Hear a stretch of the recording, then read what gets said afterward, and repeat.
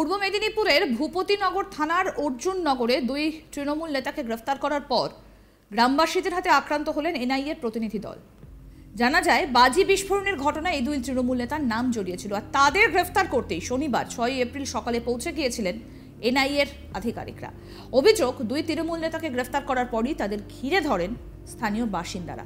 ইট বৃষ্টি করেন এনআইএর প্রতিনিধি দল সহ সিআরপিএফ বাহিনীর ওপর।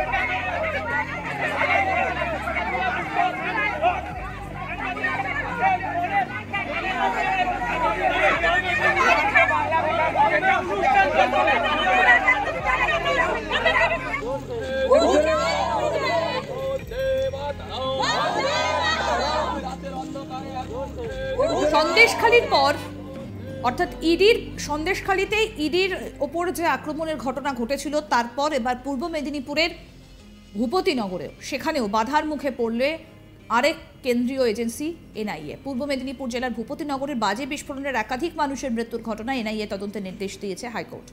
হাইকোর্টের নির্দেশে এলাকায় অভিযুক্ত ব্যক্তিদের তদন্তের জন্য নোটিশ পাঠানো হলেও আদালতে হাজির না হওয়ায় শনিবার ভোরে ভূপতিনগরে আসে এনআইএর প্রতিনিধিরা এবং অভিযুক্ত দুই ব্যক্তিকে আটক করে গাড়িতে তোলার সময় এলাকার মহিলারা ছুটে এসে বাধা দেন বলে অভিযোগ।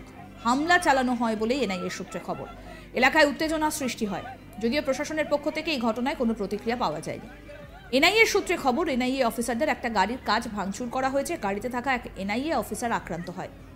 এনআইএ আরও জানায় যে স্থানীয় থানাকে তারা অভিযানে যাওয়ার আগে জানিয়েছিল, কিন্তু তা সত্ত্বেও পর্যাপ্ত নিরাপত্তার ব্যবস্থা করা হয়নি। এনআইএর অভিযোগের ভিত্তিতে এই ঘটনায় একটা এফআইআর দায়ের করে তদন্ত শুরু করেছে ভূপতিনগর থানার পুলিশ। এই ঘটনায় অভিযুক্ত তৃণমূল নেতা মনোব্রত জানা এবং তার পরিবারের বিরুদ্ধে এফআইআর দায়ের করেছে পুলিশ। বিক্ষোভের সময় মনোব্রত জানাকে গ্রেফতার করে এনআইএ। মনোব্রত জানা ও তার পরিবারের সদস্যরা ছাড়াও আরও একজনের বিরুদ্ধে এফআইআর দায়ের করেছে পুলিশ। স্থানীয় বাসিন্দা শক্তিপদ মাইতি কি বলছেন শোনাবো। না, আমরা সকাল 6:30টার সময় যখন আমি ঘুম থেকে উঠি, আমার পাশের বাড়ি বলাই মাইতি বাবু আমার দাদা সম্পর্কে জ্ঞাতির দাদা হয়, ওনার বাড়িতে যখন দেখি এনআই হোক পুলিশ হোক ওটা ছয়লাভ হয়ে গেছে।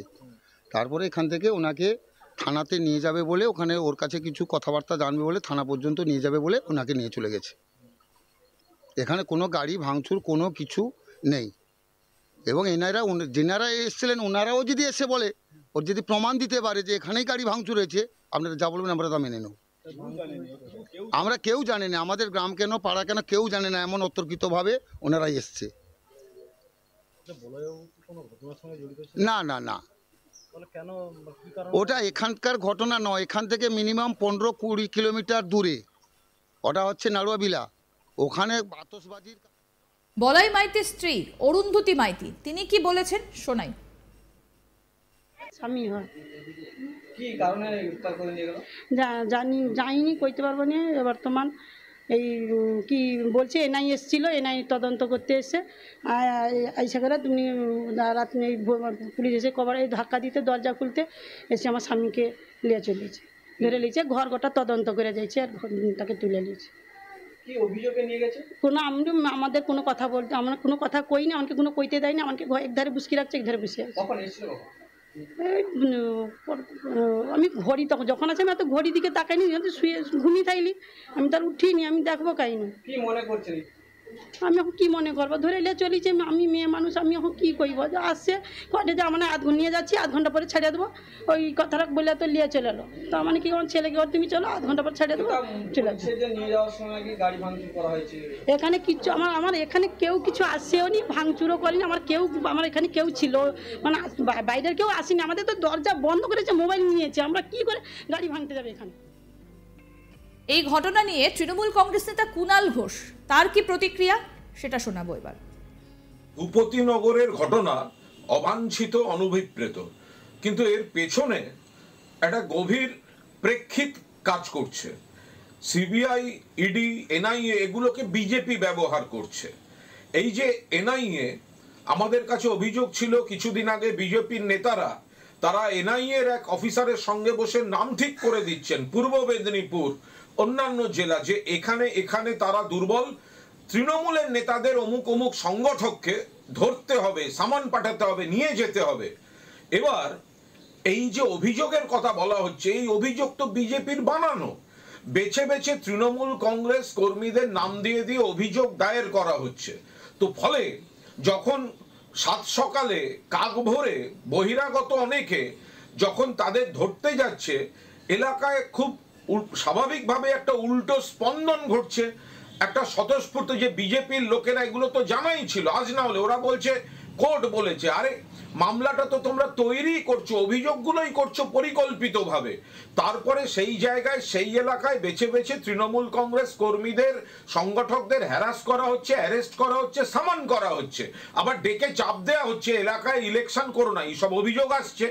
সেই কারণে একটা কোনো ঘটনা ঘটে গিয়েছে, আমরা বলছি এই ঘটনা অবাঞ্ছিত, কিন্তু এর পেছনে একটা সুনির্দিষ্ট কারণ রয়েছে, যার পরিণতি হচ্ছে দেখলে মনে হচ্ছে এই ধরনের ঘটনা বিজেপি চাইছে শকুনের রাজনীতি করতে, এই ধরনের ঘটনা নিয়ে রাজনৈতিক মার্কেটিং করতে, কিন্তু এর পেছনে একটা অঙ্ক কষা দাবার বোর্ড রয়েছে, যেখানে এই ধরনের অবাঞ্ছিত ঘটনা ঘটে গেছে। বিজেপির রাজ্য সভাপতি তথা বালুরঘাটের বিজেপি সাংসদ সুকান্ত মজুমদার তিনিও এই ঘটনা নিয়ে প্রতিক্রিয়া জানিয়েছেন, শুনবো এবার। এখন পুরো বিষয়টি ঘটেছে হচ্ছে মমতা বন্দ্যোপাধ্যায়ের নির্দেশে এবং তার অনুপ্রেরণায়, এবং স্থানীয় মানুষ না, এরা মানে চিহ্নিত তৃণমূল নেতা, তৃণমূল কর্মী, এবং যেভাবে একের পর এক কেন্দ্রীয় এজেন্সির উপর আক্রমণ হচ্ছে, পশ্চিমবঙ্গকে মাঝে মাঝে আমাদের মনে হচ্ছে যে আফগানিস্তানে পরিণত হয়ে গেছে। এবং আমার মনে হয় কেন্দ্র সরকারকে এবং কেন্দ্রীয় এজেন্সিগুলোকে এবং বিচার ব্যবস্থাকে খুব তাড়াতাড়ি হস্তক্ষেপ করা উচিত, নচেত পশ্চিমবঙ্গ আগামী দিনে ভারতবর্ষের অঙ্গরাজ্য থাকবে না থাকবে না সেটা নিয়ে কিন্তু প্রশ্ন উঠে যাচ্ছে, এবং বারবার দেশ বিরোধী শক্তির সাথে তৃণমূল কংগ্রেসের কিন্তু নাম জড়িয়ে যাচ্ছে। এটা অত্যন্ত চিন্তার বিষয়। কেন্দ্রীয় নির্বাচন কমিশনকেও এই দল সম্পর্কে ভাবা উচিত। আমাদের প্রতিনিধি চন্দন সেনাপতি কি প্রতিবেদন তুলে ধরলেন, এবার দেখব। সন্দেশখালির পর এবার পূর্ব মেদিনীপুর জেলার ভূপতিনগর আবারও স্থানীয় গ্রামবাসীদের বিক্ষোভের মুখে পড়লেন এনআইএ তদন্তকারী আধিকারিকরা।